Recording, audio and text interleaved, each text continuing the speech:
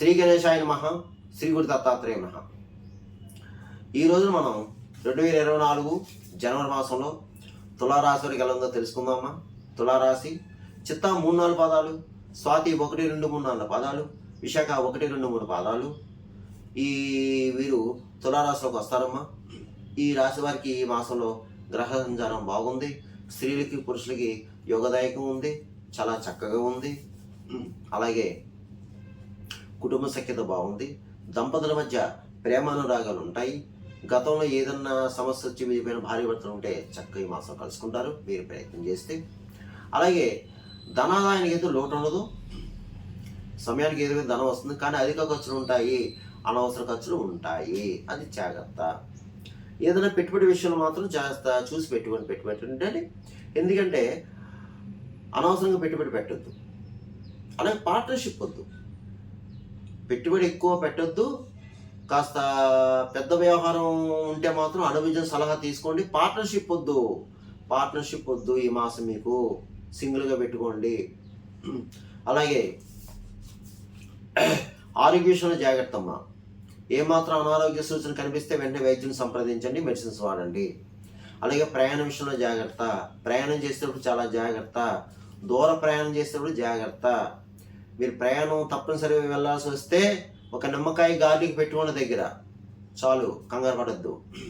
అలాగే జీవన విధానం బాగుంటుంది, వృత్తిపరంగా బాగుంటుంది, ఇబ్బంది పడాల్సిన పని అయితే లేదు. ఎవరు ఏ వృత్తిలో ఉన్నా రాణింపు ఉంటుంది, గౌరవ పురస్కారాలు లభిస్తాయి మీకు. మీరు ఇంకొక మెట్టు పైకి ఎక్కుతారు. బద్ధకస్తులు ఉంటే బద్ధకాన్ని విడనాడండి. మీకు చక్కగా మంచి మార్గం. ఎందుకంటే ఈ సమయం బాగుంది, మీకు ప్రయత్నం చేయండి, ప్రయత్నించి సక్సెస్ అవుతారు.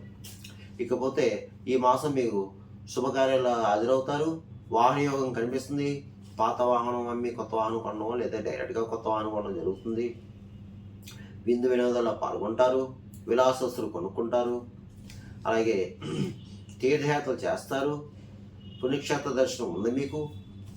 గృహ నిర్మాణం చేపడతారు. అలాగే సెటిల్మెంట్లు ఏదైనా ఉంటే మాత్రం ఈ మాసం మీకు చేసుకోండి. సెటిల్మెంట్ అయితే అవుతాయి. ఇక మీరు ఎంతో కాలం నుంచి ఎదురు చూసే ఏదో ఒక విషయం మీద ఎదురు చూస్తారు. ఆ ఎదురు చేసే పని వ్యవహారం సక్సెస్ అవుతుంది. శత్రు జయం. పాత మిత్రులు కలుసుకుంటారు.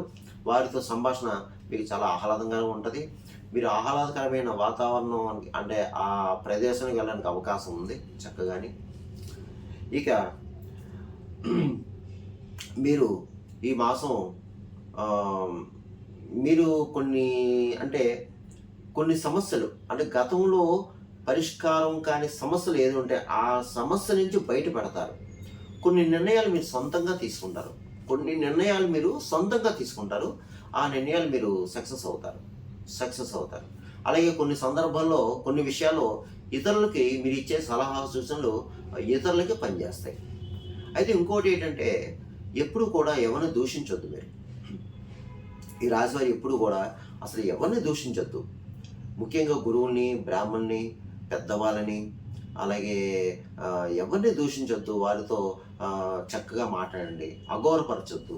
అలాగే చెడు కామెంట్స్ కూడా పెట్టవద్దమ్మా. ముఖ్యంగా చాలామంది చెడు కామెంట్స్ పెడుతున్నారు. చెడు కామెంట్స్ పెట్టకూడదమ్మా. మీ పని మీరు చేసుకోండి. అసలు మీరేంటో మీరు చూసుకోండి. ఇష్టానుసారం మన ఇష్టం వచ్చినట్టు ఎవరి మీద అపవాదు వేయటం, అపనింద వేయటం, ఆ మాట్లాడేటప్పుడు కూడా ఆతిచూటి మాట్లాడాలి. ఇది మాత్రం అందరూ కూడా గుర్తుపెట్టండి. మీ పని మీరు చేసుకుని వెళ్ళండి అమ్మా. అయ్యా అమ్మ, ఎవరి పని వాళ్ళు చూసుకుని వెళ్ళండి. జీవనాధారం పాడు చేసుకోవద్దు, జీవన వృత్తి పాడు చేసుకోవద్దు. దయచేసి ప్రయత్నం చేయండి. అది మీ సమస్యలు మీరు చూసుకోండి. ఇకపోతే రియల్ ఎస్టేట్ రంగంలో ఉన్నవారు అందరికీ బాగుంది, చక్కగా ఉంది. ప్రైవేటు రంగంలో ఉన్నవారికి బాగుంది. అలాగే కాంట్రాక్ట్స్ కూడా బాగుంది. స్పెక్యులేషన్ లాభిస్తుంది. అలాగే బార్డర్ ఫీల్డ్ వరకు బాగుంది. కళాకారులు అంటే సినిమా, టీవీ ఆర్టిస్టులు ఉన్నారు కదండి, అన్ని రకాల డిపార్ట్మెంట్లకి మీరు కూడా బాగుంది. చక్కగా అవకాశాలు వస్తాయి, ఉపయోగించుకోండి. అవకాశం అదృష్టం అనేది ఒకసారి వస్తుంది. ఆ ఒకసారి వచ్చింది ఉపయోగించుకోండి అంతే. ఇకపోతే రాజకీయ నాయకులు బాగున్నారండి. మీకు కూడా ఈ మాసం బాగుందండి.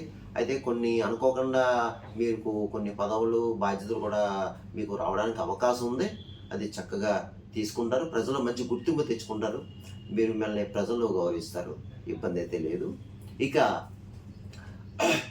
వ్యాపారస్తులు, అన్ని రకాల వ్యాపారస్తులకు బాగుంది, జాయింట్ వ్యాపారస్తులకు బాగుంది, కొత్తగా కూడా వ్యాపారం పెట్టుకోవచ్చు. ప్రభుత్వ పరంగా, ప్రైవేట్ పరంగా ఉన్న ఉద్యోగస్తులకు బాగుంది. మీకు ప్రమోషన్స్తో కూడిన బదిలీలు ఉంటాయి, ఇంక్రిమెంట్ పెరుగుతాయి, శాలరీస్ పెరుగుతాయి, స్థల మార్పు కనిపిస్తుంది, గృహ మార్పు కనిపిస్తుంది. ఇక చదువుకునే విద్యార్థి కూడా బాగుంది, చక్కగా ఉంది, ఇబ్బంది అయితే లేదు, చక్కగా చదువుతారు.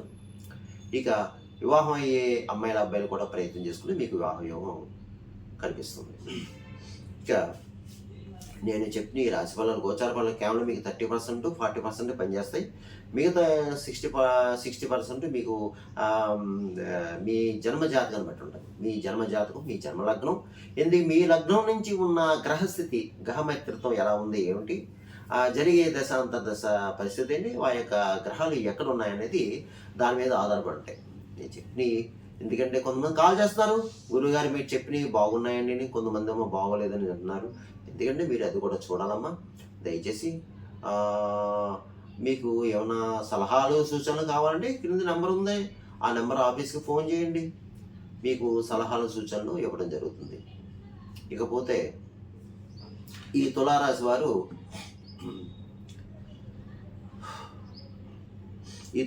వారు నేను చెప్పిన పరిహారాలు చేసుకుంటే ఈ మాసం అంతా మీకు బాగుంటుంది. అది ఏమిటి అంటే, ఎక్కువ అమ్మవారిని ఆరాధించండి, దుర్గాదేవిని ఆరాధించడం, శుక్రవారం నియమాలు పాటించుకోవడం, మంగళవారం నియమాలు పాటించుకోవడం, అమ్మవారి దర్శనం చేసుకోవడం, అమ్మవారి దేవాలయంలో చక్కగా ఒక దీపాలు పెట్టడం, ముఖ్యంగా నిమ్మకాయ దీపాలు పెట్టడం, వీలైతే అమ్మవారికి శుక్రవారం కానీ, అమావాస్య రోజు కానీ, పౌర్ణమి రోజు కానీ, అష్టమి రోజున కానీ నిమ్మకాయల దండ వేయండి. అలాగే ముఖ్యంగా లేడీసు వాయిన ఇవ్వండి. వాయిన అంటే ఏం లేదు, ఒక బ్లౌజ్ పీసు, పసుపు కుంకుమ, 2 అరటిపళ్ళు, తమలపాకు, ఏదైనా పండు, కమలా కానీ, జామ కానీ, ఏదో ఒకటి, యాపిల్ కానీ, పండు, ఏదైనా ఒక స్వీటు పెట్టి ఒక 3కో, 5కో, 9 మందికో, 11 మందికో ముత్తైదులుగా ఇవ్వండి అమ్మ. అమ్మవారి దేవాలయం ఇవ్వండి. ఇచ్చేసి పుణ్యస్థలీలు ఉంటారు కదా, వాళ్ళకి ఇచ్చేసి మా ఆశీస్ తీసుకుంటే మీ సంతానం, మీ సౌభాగ్యం బాగుంటుంది.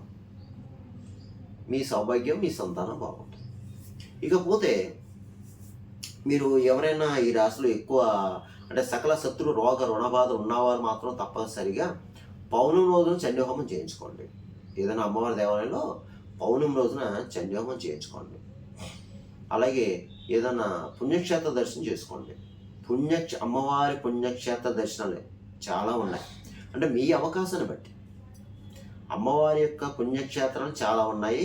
మీ అవకాశాన్ని బట్టి చేసుకోండి.